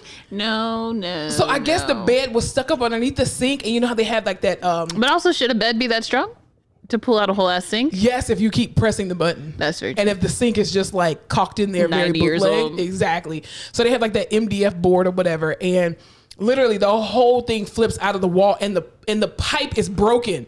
So we're just like, okay, at some point, water's going to start spewing out of this, and we have electrical things all on the floor. Shit, I didn't even think about that. Yeah, and then I'm like, the patient is sitting here on ECMO already like anxious, and the mom is standing right outside the door. See, that's another reason why you don't want family there, because sometimes we never do anything unsafe, but sometimes shit does pop off, and the one person you don't want there is the family. Is the family, and she's standing there. She's like, oh my gosh. But what was amazing was that this patient had so much anxiety the entire time, but because nobody paid attention to him in that moment, we were like, listen, you are fine. Okay, if this pipe bursts and water starts spewing out of here, we're gonna have to get out of here fast. And so we called maintenance, and luckily it broke from the sink and not from the actual wall. But we were able to get him to the chair, and it was just that day was a disaster. It actually happened. Was it Wednesday? I think it was Wednesday. And I was just like, I don't want to be a therapist anymore. And I did throw OT under the bus because my coworker was an OT. I was like, she had her hand on the button. It was not PT. That's my favorite. Because they always blame PT for everything. So it was hilarious. It was the comedic relief that I needed that day. I needed her to rip that whole goddamn sink out of that wall. And it was beautiful. It was amazing. Yeah. Yep, I always blame PT. On Thursday, or probably either Thursday or Friday, I went to transfer this patient I've had him multiple times in the ICU. I had him down in rehab. He's just a freaking talker. Yeah. He talks, he knows everything. He's going to tell you this about that. He read up on this, and he's an expert, yada, yada, yada, whatever. Mm-hmm. So I'm like, we just got to get in, get out. I go in there. We spend 45 minutes doing pericare because he's just shit in the bed. Oh, God. 45 minutes, right? He finally stops going. And this is like forest green shit. And he's a big guy. So I'm like, God damn it. So clean him up. I'm like, all right, we got to get you transferred to the chair. Everyone says this is a max times 3, but my name's Alyssa Fowler, and fuck a third person assist, right? You're going to break your whole back. Of course. But I'm going to get him in the chair. So he's like, well, yeah. And so the text with me is like, yeah, sometimes it's 2, sometimes it's 3. It just depends. I was like, sir, it's just me, you, and her. You're going to have to do your job today. Push through those legs. Let's transfer the chair. He's like, all right. Mind you, I'm with the tech who looks a lot like me. Oh, okay. Yes. Gotcha. So he does that wide sit thing because he can't bring his legs together because he's got people call it pannus. I call it a belly. Yeah, his pannus is blocking. So I go to stand him and pivot. He doesn't pivot. He just get stuck right there and he can't go down. Surprised you didn't tear your whole spine out. Just like can't go under it, can't go over it, got to go through it. Yeah. I'm like, we just got to go. So you know how you can kind of like with your knees get them to just go? Okay. Yeah. So I try to squeeze his knees together so that I can maneuver them with mine and get him to slide. Well, my left knee hits his right on top. It sandwiches it and it just mashes it as we're turning. So he gets to the chair. Everything's fine. We made it. Yeah. Hijo, dude. He starts, my knee. It's my knee and his knee that's it. Yeah. Right. What could have happened? Nothing. My knee. I'm like, sir, I'm sorry I smushed your knee. We were not going to make it to the chair and you would have ended up on the floor. Right. So it was safer for me to just get you there. So fuck your knee, dude. I'm sorry that your knee got smushed. And he's like, you see, this is why no offense to them, but I don't ever need one of those techs leading a transfer. I know they've been trained, but not like how you're trained. And I'm like, sir, I was in the fucking front. I was leading the transfer. I know we're both black. We're mixed with curly hair, but what the fuck? First of all, no patient who is a max times 3 should be in an acute rehab. I'm sorry. You should not. There's that one. Yeah, you need to be in a But sniff. Lord, you would have think that I've dropped this man directly on his fucking knee. He was like, I was like, let me get you an ice pack. He has the ice pack on. He kicks his knee up probably like 60 degrees. And he's like, see, obviously you can see what the issue is here. And I'm like, sir, what? You're over exaggerating. So yeah. We have no time left at this point. We go to the gym. We do like 2 arm exercises. And he's like, I really wanted to stand with PT, but I can't now because of my knee. I love patients that just use that as an excuse. And I was like, this is why I hate my job. This right here. I was like, sir, so you're not going to stand at all? I said, you don't want to try once just to see if we can put weight on it? No, I cannot. And I was like, all right. I hope you put a Hoyer sling in the chair. Of course not. Oh, God. Sure fucking didn't. I said, well, here's your physical therapist, sir. Have a good day. Oh, my God. Jesus. I'm telling you. And then I went to the nurse's station. I was like, he's with PT and complaining his knee hurts. That's weird. It happened with PT. It happened with PT. Listen, I will be quick to throw OT under the bus any day of the week if I can. I love you guys, but you will definitely be the scapegoat. Absolutely. Because nobody knows who OT is, so they will always say, well, PT was in the room. And you're like, which PT? Oh, it was Alyssa. That's not There's PT. no PT named Alyssa. No PT named Alyssa at all. Nope. So yeah, it's very interesting to say the least. But that situation happened. Then we had on Friday, even as my back is killing me, I said that was gonna be the last story, but it's not. So this one patient, my God, bless his soul, COVID, ECMO. Listen, here's what I need from every nurse. Stop giving your patient bowel regimens. Like, stop. Ooh. Absolutely stop. Did you have your 6 Miralax today? They want to give you Miralax, Colace, digital stimulation, everything. And it's like, please I don't just have stop. DigiStim. So the man pooped before we left the room. We were like, okay, cool. You got it out. We're about to go walk in the hallway because we walk our ECMOs at our hospital. Totally fine, right? We do it all the time. We get in the hallway, and because my back, again, was messed up, I could not lead the walking. So then OT had to do it, right? You don't want to put those untrained people in front. Listen, I'm telling you. And so we're walking the patient and I have the chair, and all of a sudden the patient says out of his mouth, I feel like and as soon as he said that, I see a drop of poop on the floor. And so I immediately screamed to my coworker, sit him down, stop. All of a sudden it just starts. Why do y'all always have shit in the hallway? Because every patient wants to poop with PT. That ICU is somewhere I will not be going. Oh, this is why you don't eat off the floor in hospitals. Who does that? I don't know. I feel like there's 5-second rule people out there. Ew, that's disgusting. That in the hospital. That never don't wash your shoes out. Bleach your shoes after you go to hospital. Don't even walk in your house with your shoes on, your hospital shoes on. And literally my coworker is still walking and I'm like, stop fucking walking. And I'm like shoving the chair up against the back of her legs like, get out of the way. And so he sits down and then we're just sitting there and all of us smell it. And the nurse is just like, God damn it. And so he runs to go and get all these supplies, bleach wipes, everything. There's a pile of, it's not even poop at this point. It's dookie. It's just straight dookie. So as we're like it's all on his leg. It's on the ECMO lines. It's on the cart. It's on the telemetry lines. It's on everything. How did it get out? Oh, the lines are behind him. He just had like exploding diarrhea or something. I don't know. It was disgusting. And so I wheel him with the chair and I'm pushing the chair as we go over it. There is a pile. Ew. It looked like the perfect emoji, like poop emoji, just sitting there on the floor. And I was like, that's so embarrassing. Not my monkey, not my circus. The nurse has to deal with that. I am not. So I'm busy with the patient. Yeah, and my back, I cannot bend down and help you. And the patient was like, I'm so sorry. Aww. And I was like, it's fine, sir. Here's the funny thing. It's a shitty situation. And I always feel bad for them because I know it's embarrassing. Yeah. And it's hard to get a patient to understand, like, hey, I know this is embarrassing for you, but like, A, it's my job. I have to deal with it. And B, I see this shit literally every fucking day. Tell me before it comes out. Yeah. Just tell me before it comes out. I'm like, so I deal with this every fucking day, but it doesn't make me any happier to deal with your shit. No, it doesn't. Because even the previous day, he did something similar where we were in the room and as we stood him up, he started pooping on the bed rail. Well, the thing is they claim that they stopped all his bowel regimen, which they lied. You nurses sometimes are liars. You didn't stop his bowel regimen. Get him an FMS and call it a day. Well, he can't because he has a GI bleed. So don't do that. The FMS actually causes GI bleed. But anyway, so he was just, it was a disaster to say the least. So for those out there, crappy day. It was a crappy week. So for those out there, please, I will ask you and beg you again, please pray for your healthcare professionals. We are not okay. We are not okay. But anyway, leaving from that shitty situation. Did you hear about Fresh Prince? The one from West Philadelphia, born and raised. On the playground is where he spent most of his days.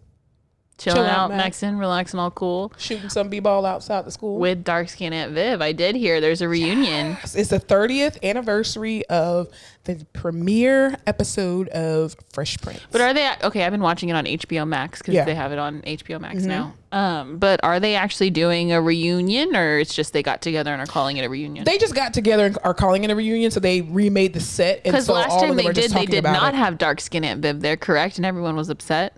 Yes, very true. Or I think it was like a where are they now type of situation. And yeah, they didn't have the dark skin Aunt Viv on there. But I think too, because rumor has it allegedly that her and Will got into it on the set, and because Will Smith was this huge star. She wanted more money, right? She did it because she deserved it. You know, she was the show. The story is that they all felt like they needed more money, or that they were deserving of more money because of the ratings and everything that was going on. And of course, the only person that they gave more money to was Will Smith. So Viv alleges that they all had this plan where they all sat down and talked about it. And Will was like, yes, I'm going to go to the executives and we're going to talk about it and we're going to get more money for all of us. They came out of that meeting. Nobody else got a raise but his ass. Sounds very familiar. I just don't understand. I get having this plan with these people that you work with every day and you're very gung-ho, let's do it together. And then you get in the office and you're nervous because it's already your bosses, but then they say, well, we'll give it to you.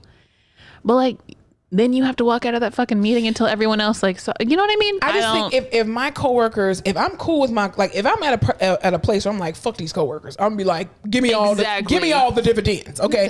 But if not, and if we are a team and we have to work collectively together, you giving me a raise only and not giving them something is going to cause division. Yeah. And the division is not going to be conducive to a great work environment. It's going to be a very hostile work environment. The quality of care, the quality of everything is going to be severely diminished, all because you didn't want to accommodate what people are actually worth. And that's part of the problem. You don't budget for certain things, and there's a lot of things that are going on that, you know, we as the employees, we look at and we say, well, we deserve X, Y, and Z. Well, there's also some other things that are on the back end that's, you know, from the business side that they can't afford. But it's a lot of shit you can't afford where you're trying to appease other people who already make more money to try to keep them. And my thing is, okay, well, if you're the one that makes more money, why don't you settle for a pay cut? Because isn't that what Michael B. Jordan did for Brie Larson? He did, right? Even to LeBron James and D Wade took a pay cut to get Chris Bosh to be able to win a championship.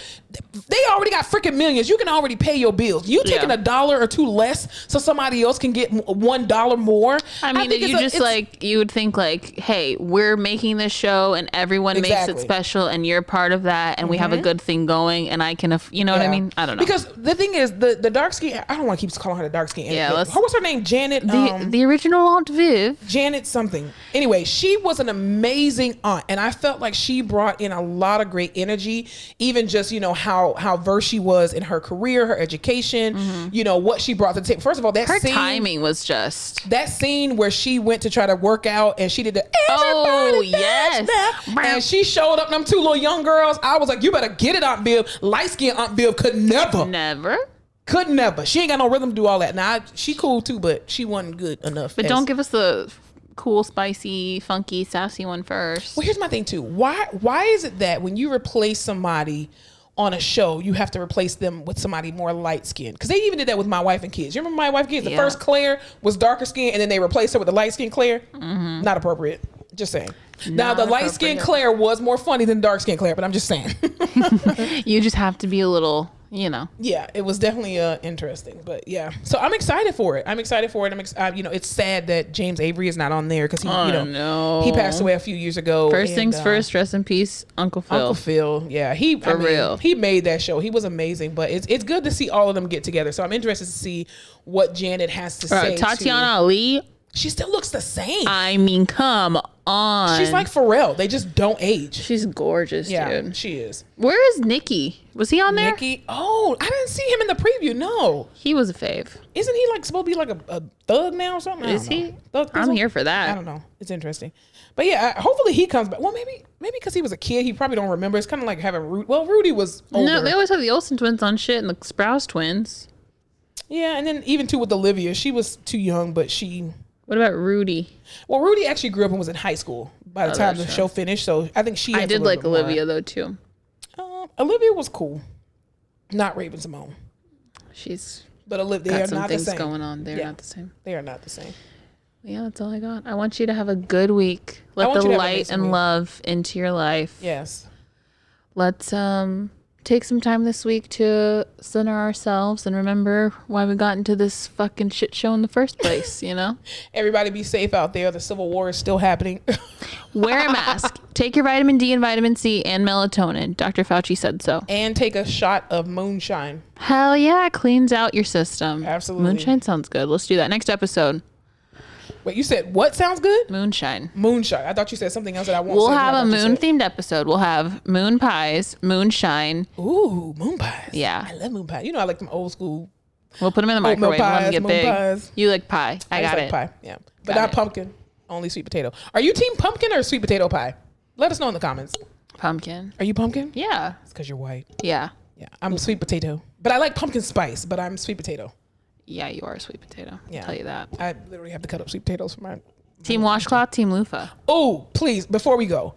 Okay, so there was a thing on Twitter that somebody basically put that was like that Alexis Ohanian, which is Serena Williams' husband, said when showering... Serena Williams' husband, I like that. Yes, that's right, because we know who he is from Reddit, but she's really the more popular one. So this guy on Twitter, Joel Saxton, said, when showering, are you a full body washer or an armpits and genitals only person? First of all, sir, that's disgusting. That's disgusting. And then Alexis Ohanian said, he had to laugh out loud emoji. I wasn't this bad, but my wife definitely taught me what a washcloth was. My question to you, Do you use a washcloth or not? I use a loofah. So that would be a no. So no. Why would I want a washcloth? I want a loofah. So here's my question. Hypothetical situation. Well, actually, it's not hypothetical. It probably happens on a regular basis, I'm quite sure. You poop, right? Mm-hmm. You wipe your butt, right? You hop in the shower. Do you put the loofah in your butt cheeks to get out excess residue or no? What do you do? No, I'm not like wiping my whole ass on my loofah. So how do you wash your booty then? Well, if I really need an ass wash, I'll get a washcloth, but I also just scrub my ass till it bleeds with toilet paper. So I don't have that issue. Oh my God, I can't with you. So yeah, please let us know in the comments. You use washcloths?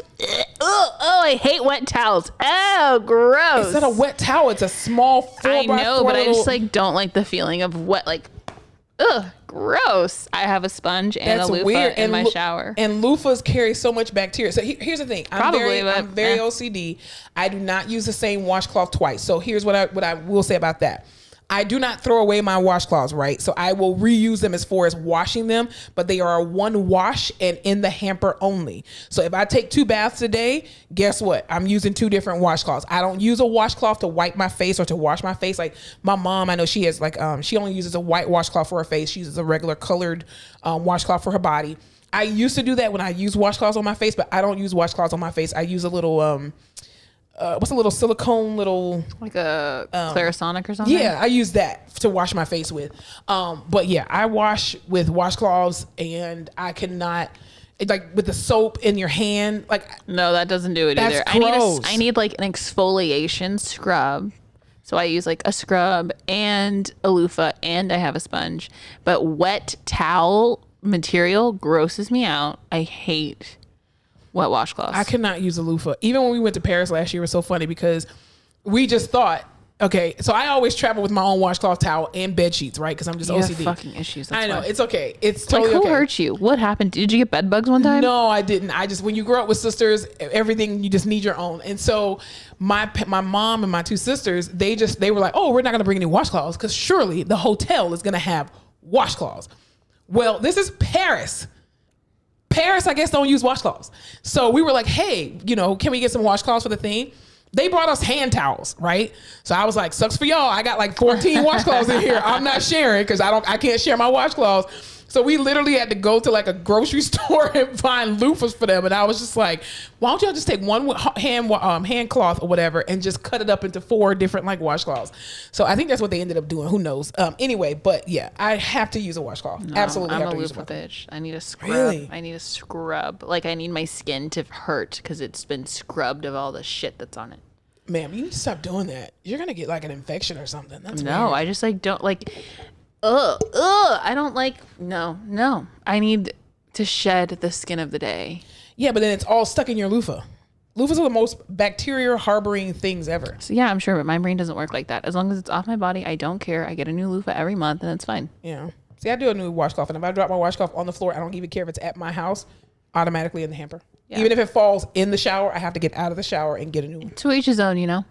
As long as you bathe. That's very true. No, we don't do that armpit genital shit. Wash your whole body. That's guys. Guys would do stuff. Well, some females are nasty and do that crap too. Yeah, I think most guys will hit the armpits and hit the hot spots. I mean, that's a whole bath. But don't do whole baths. You're too grown for that.